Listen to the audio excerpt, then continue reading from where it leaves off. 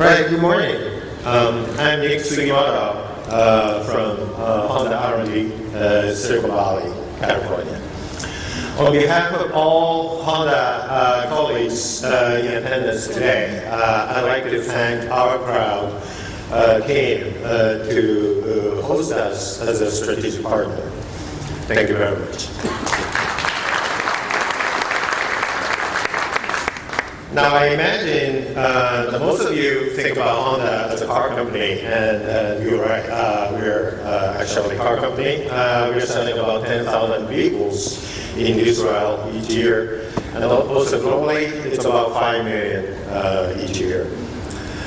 But now, Honda, Mr. Honda, the founder, his vision was not just to create a car company.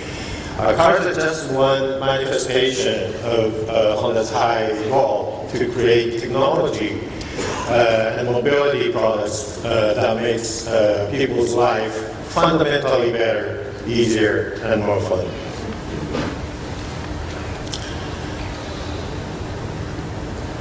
And founded in 1948, Honda launched its first product. It's actually a bicycle rigged with a surplus engine, gasoline engine from a power generator. Since then, with a relentless determination to serve our customers, Honda has created a number of industry-changing and also world-first technologies and products, and that defines Honda today. And besides motorcycles and automobiles, Honda produces a wide variety of power equipment products, from lawnmowers to power generators, and also marine engines. And with the first delivery of our Honda Jet last month, we have now expanded our mobility into the skies. We are so proud of it.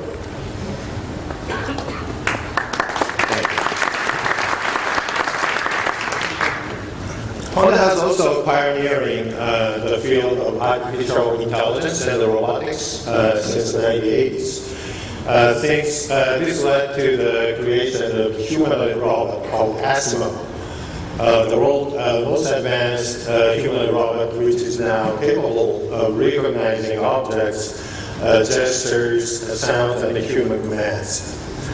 And some of this technology actually rolled into our autonomous driving vehicle program. So what does the future look like for Honda and for mobility? Obviously, nobody has a crystal ball, but our founder, Mr. Honda, believed in the power of dreams, which is our corporate slogan. And he always suggested Honda engineers to dream big. All of us in this room have a big dream, I'm sure, to make this world better drastically for the society. And this is what brings us together between you and Honda as an innovator. So today, talking about the future of mobility, I offer one critical component that defines Honda's vision. In the future, car will be completely collision-free. With advancements in learning, sensing, and communication functions, we are moving into a new realm of mobility, which we call cooperative car society. What does that mean? So by 2020, we believe that an omnidirectional communication system called DSRC will connect vehicles and infrastructures, and significantly reducing the driver load and enabling 50% reduction of accidents involving on vehicles. Then by 2030, we are connecting not only cars, but also all road users, including pedestrians, bicyclists, and motorcycle riders. And by 2040, Honda connected vehicles will be accident-free totally, and which would change the way we move around. The final phase, we target 2050, when cars converge into a network of intelligent machines using advanced sensing and relational capability to inform and educate the world around the vehicles. So from zero emission, such as hydrogen fuel cell technology, to autonomous driving vehicle technology, Honda is deploying a broad range of innovations that will define the future of mobility. But the most important point I want to convey today to you is all of you in this room have the ability to shape the future of the mobility. Traditionally, automobile innovations were done only in car companies' labs or close suppliers. But and the cost and the barrier of entry was so high. But the success of companies like Waze and Mobileye, the development of also the new venture capital mechanism like OurCrowd has forever changed the game. Now, a number of companies like these three fantastic startups are changing the industry and reshaping the future of mobility. I also have another message for you. Honda wants to work with you, investors and innovators. Honda recognizes that collaboration is a key to a more intuitive and personal and rich experience for our customers.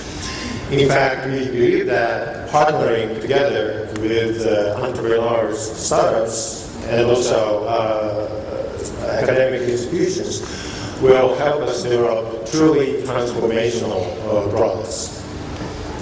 Our presence at this conference is actually Honda's first formal entrance to Israel technology community. Having come here, thank you very much.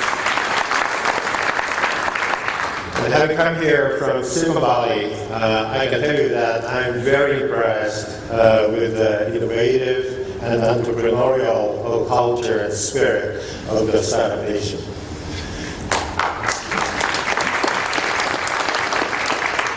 And we definitely want to join forces with you to develop disruptive technology for the future of mobility.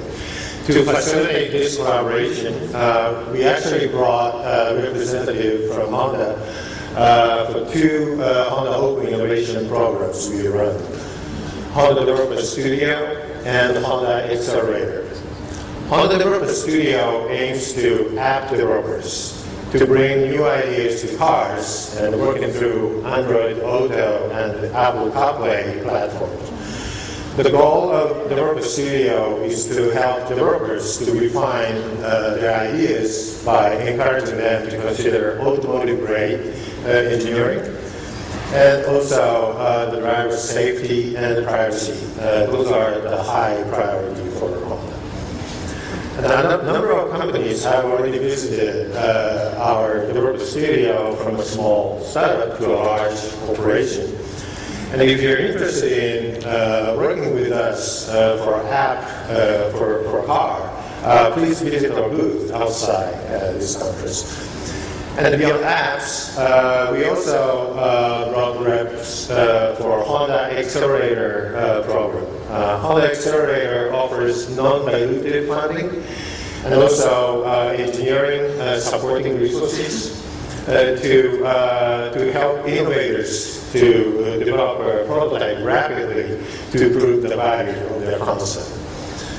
He also provides entrepreneurs with access to Honda engineers. So we bring in mentors from Honda R&D and also Honda business units to accelerate the commercialization of startups technology with a diverse portfolio of Honda products and services. And we also even offer a space in a lab in Silicon Valley as well. So as I said earlier, all of you have a tremendous opportunity to reshape the future of mobility.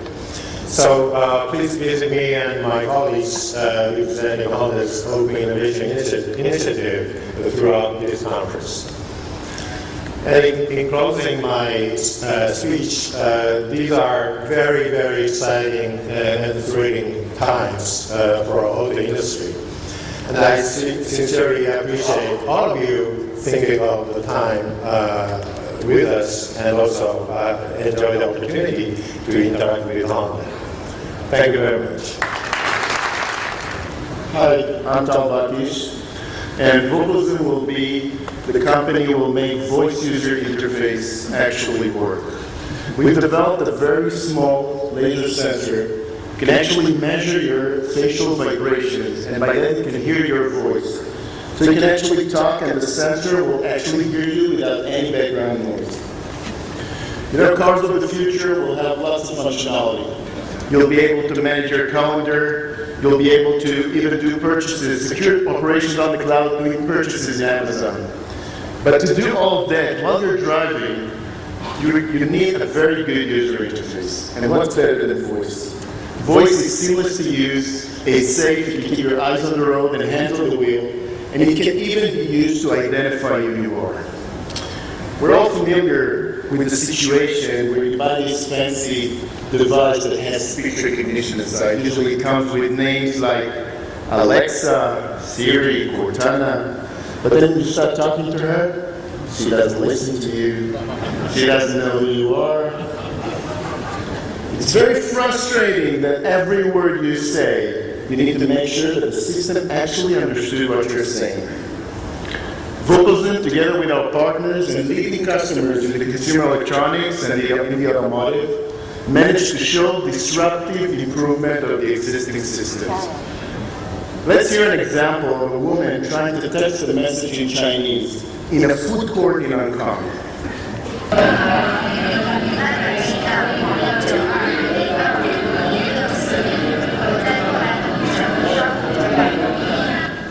You probably couldn't understand anything she said, but let's hear how it sounds like with VocalZoom. 8本西藏092025640，我在过来的路上，稍后就到。 You still didn't understand anything she was saying. But still you can understand the difference, and in this case Google Voice could understand every word she said. VocalZoom will be invisibly integrated into your future car. You'll be able to talk to your car while you have children in the back, the radio is on, and the windows are open.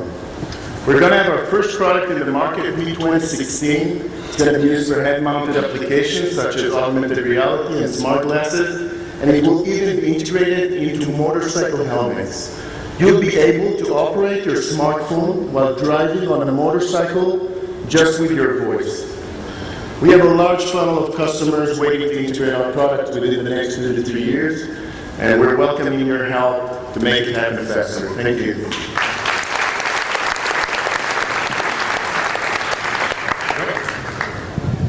Great presentation, very interesting technology. Thank you very much.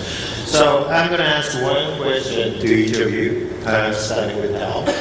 So when will be the first production model car rolling off the line with the VocalZoom optical microphone on board? Sounds like the question to me, but yeah. I was wondering what to answer. VocalZoom is about to start a roadshow with one of our leading customers, a large automotive tier 1 supplier in North America, and we're going to do a roadshow for many companies. So I guess beginning of 2018 we'll start seeing integration into cars. Great. Thank you.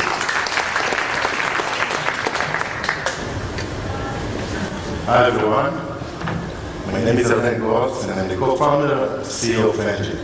It's great to be here this morning. It's an amazing event. Thank you OurCrowd for having us. So Engie is the first marketplace that connects between drivers and mechanics, that offers a full solution to the driver, from a function identification to getting your car fixed at the best mechanic with the best price. In other words, if you're using Engie and your car breaks down, you'll see all the information you need in your smartphone. The malfunction information, the severity of the malfunction, and even with just one click, you can get multiple quotes from nearby mechanics, so you know exactly how much you're going to pay and who is the mechanic, how reliable and experienced is it. So the idea behind Engie started after I had an awful experience with a mechanic. I went to fix my car, and basically I didn't know what's going to happen. And this is exactly how 150 million drivers in the US feel every year. They feel frustrated and helpless, and they don't know what's going to happen to them at the mechanic. So we launched 10 months ago a pilot in Israel, and it was really successful. The users feel that we are solving the problem for them. They feel that they know exactly, and they get all the information before they go into the mechanic. So basically, they can also save 35% on the cost. So we are still in early stages, but the value proposition is really clear, and our users love it. And this is why this year we are planning to launch Engie in the US. And in 5 years, our goal is that 15% of the US visits to the mechanic will be through the Engie platform. I know it's an ambitious goal, but when my team and I will reach that, it means that we will generate $14 billion to the mechanics and the mechanics in our system, worth of repair, which is amazing. And basically, we will say that we will be the biggest mechanic chain in the world without owning any mechanic. Oh, let's go back. Okay. Everyone knows about now the biggest trends in the automotive industry. There is a lot of technology in the automotive industry. Big companies like Google, Tesla, Uber, Mobileye are bringing a lot of technology. Small startups are doing an amazing job. There are big trends like self-driving vehicles, connecting cars, on-demand mobility, and many more. And really soon from now, it's going to be a big trend that's going to change the automotive repair and maintenance market. And Engie is going to lead this trend. And I would want to finish with just one thing. One of our earliest users, and he said, you know, a few years ago, you used to navigate to places by asking people for directions. You were taking this paper map and trying to figure out how to use it. Today, you get all the information in one place. You know exactly where you should go. And you know, when I used Engie, when my car broke down a little while ago, I felt the same thing exactly. I know everything I needed to know, and everything became totally transparent to me. Thank you very much. Thank you, Yarden. Very interesting idea to make service industry more efficient and transparent. So the question for you is, there are many possibilities for the driver to use your apps, like from small maintenance, changing tires, to major overhaul. So what's the potential killer app for use case for your customer? So when we are mapping the use cases or the functions in the vehicle, we are taking into account two really important parameters. The first one is how common the scenario, how common is the function. The second one, how expensive it will be to fix it for the user. So the most common and the most expensive functions, scenarios, are the most valuable for the user to know what happened to the car and to get a reliable bid for it, a reliable quote. For example, if you catalytic converter brakes, this is one of the most common, one of the most expensive malfunctions in the vehicle. But you know, when you're talking about a killer feature inside the app, I think, is to take all these scenarios that can happen to your car and offer reliable information on them and reliable quote from a mechanic that will give and offer confidence to the driver. Thank you. Thank you. Hi everyone, I'm Greg from Zoomcar. So just to start, when we started Zoomcar back in 2013, it was a pretty simple overall presupposition where our assumption was in India you would have to be absolutely insane to want to own a car and drive a car on a routine basis. And so it really started with that. and really nothing more. It was just a very simple premise. And if we look at India, actually, you find a nation very, very different from Israel, of course, very different from the US. You have actually car ownership rates that are actually less than 10% if you combine the tier 1 and tier 2 cities. And you have cities that are actually 5, 6, 7, 8 times as dense as European cities or American cities. And so for us, it was kind of that sort of 1 plus 1, where it was a very sort of obvious pain point and a huge problem to go out and attack. And so with that, in 2013, I actually left and shifted from the US to move full-time to Bangalore, and we've been building the company ever since. So today, fast forwarding almost 3 years since we launched, we have about 2,000 cars across 7 cities in India. So all the tier 1 markets, including 1 tier 2 market. So as you see here, we actually have 18 different car makes. So one thing that's very novel is we wanted to serve every sort of use case that's imaginable, because we were actually the first car rental company to even exist in India, where you wouldn't have to have a chauffeur, you wouldn't have to have a driver, you would just drive yourself. And of course, we all take that for granted here in Israel or Europe or the US, but we actually were kind of coming in and meeting those use cases where not only just a 2-hour, 4-hour, 8-hour sort of like zip car to go style use case, but even like a multi-day, multi-week, or even multi-month use case. And so it was really kind of an end-to-end ecosystem that we were looking to actually go and step into. And that's really what it was about for us. And so I think when we look at and compare ourselves to other players, we actually are looking at a much more holistic overall ecosystem. And the hyperlocal element, which you see here on this map, so we wanted to make sure, above all, and this is India, after all, and it's again very, very different from the US or Israel or Europe, because the pain points of infrastructure are so vast that you need to have that hyperlocal last mile solution. And for that, what we came up with was a totally different redesigned booking flow. It was always about the customer experience, about making it super seamless, super painless. And the majority of our transactions happen in the mobile app. So about 75% of our bookings happen here. But we give people the option of actually giving a last mile solution, which means that we'll do a doorstep delivery of the car. So to and from. So you actually don't even have to worry about getting to that location. And so that's a unique innovation for India. Over and above that, we're just now launching a service which will allow you to do one way, very flexible. And so for us, it's about creating these local innovations in the Indian market to make renting a car totally seamless and totally pain-free. And that's really what the Zoomcar is about. And as we push out over the next year, we're looking at adding another 10,000 plus cars and adding another 25 plus cities to our portfolio in India. So thank you. Thank you. Great. So the question for you is, are we getting a chance to use Zoomcar outside India? Do you have a plan to go global? We do. It's probably something where, as a lot of you guys have seen, the Indian market is just so enormous that I think for the next probably 1 to 2 years, we have a lot of building to do locally in India, a lot of cities to hopefully conquer. But I think after that, you fast forward a couple years, and I think the African market makes a lot of sense. Southeast Asian market, the local South Asian market. A lot of the technology is very portable. Just some of the local regulatory issues with starting up in that country, which would require some attention. Thank you very much.